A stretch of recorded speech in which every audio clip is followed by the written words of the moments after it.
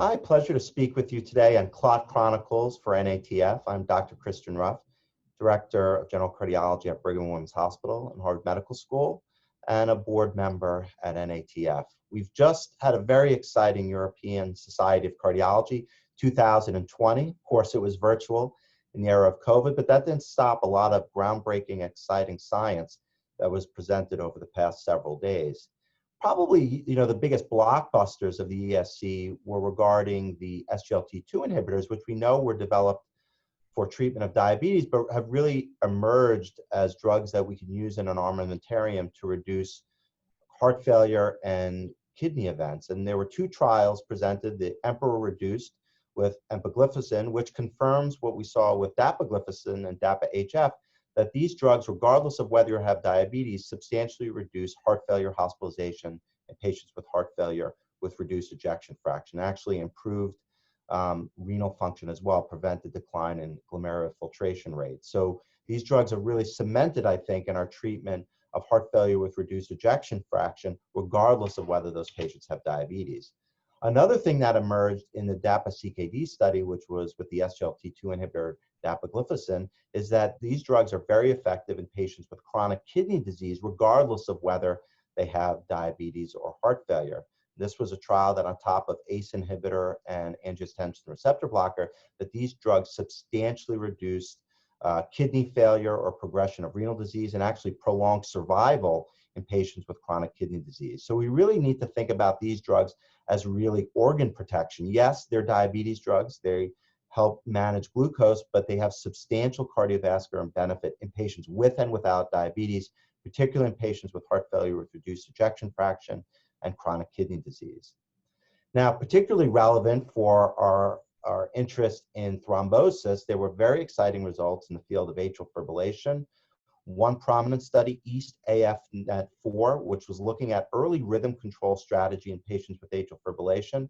Again, a very large study, a little less than 4,000 patients, looking at sort of upfront antiarrhythmic management with either drugs or catheter ablation, and somewhat surprisingly showed that early intervention with structured follow-up significantly reduced cardiovascular events, particularly cardiovascular death and stroke. So kind of rechanging our thoughts about how we should manage patients when they present with atrial fibrillation, suggesting that at least in a subset of patients, if we're more aggressive about rhythm control, whether that's with drugs or catheter ablation, that we may actually improve cardiovascular outcomes. So again, a very exciting study that certainly needs further follow-up.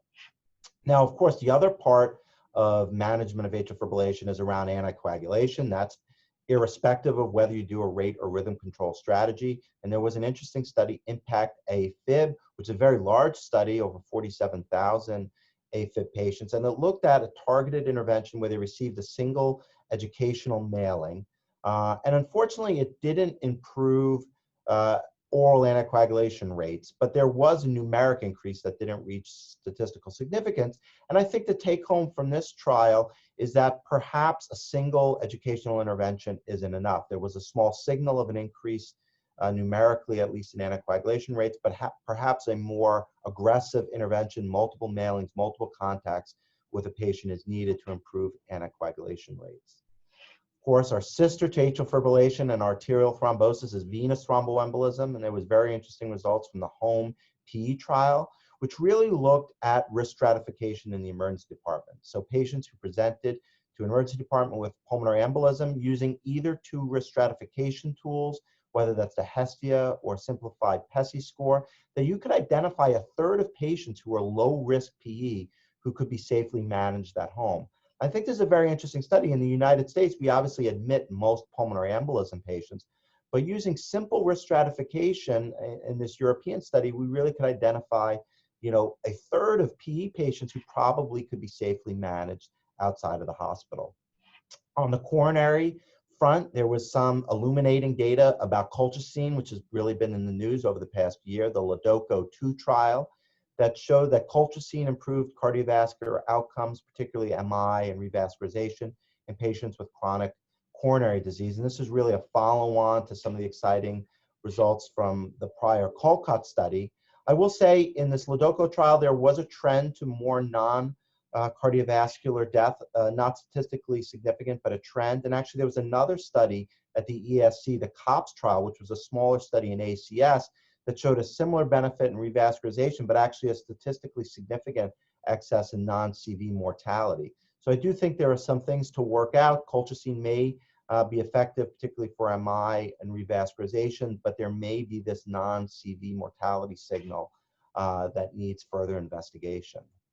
There were also 3 updates to the European Society of Cardiology guidelines. The first, atrial fibrillation, gives some additional granularity with regards to screening for atrial fibrillation, which I think that are important, at least in the European guidelines. Now, opportunistic screening for all patients that are 65 years or older. What is opportunistic screening? Checking a pulse if it's irregular, getting an electrocardiogram. And actually for high-risk patients, those who are very likely to have atrial fibrillation, those 75 or older at high risk of stroke, even systematic ECG screening in order to capture atrial fibrillation before those patients have a stroke. There was a lot more language and guidance around structured characterization, not just anticoagulation, but symptom management, a rate and rhythm control, sort of a holistic approach with cardiologists, nurses, general practitioners, and pharmacists, and I think that's certainly a direction that we should all be going to. Some further commentary on bleeding risk scores.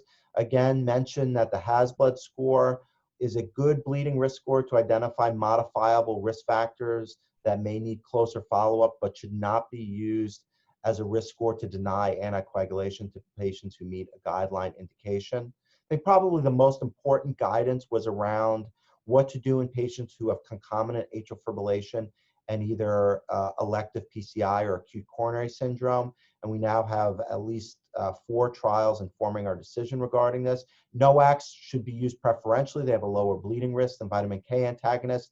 And that we probably should limit triple therapy in most situations to a week at most, a week or less, and only really in select patients who have a very high risk of stent thrombosis would we consider triple therapy for out to a month. And then we would use dual therapy, a P2Y12 inhibitor plus the anticoagulant for up to 1 year, and then probably just an anticoagulant alone, which both reduces the risk of stroke as well as secondary coronary events. There was also some further information regarding catheter ablation.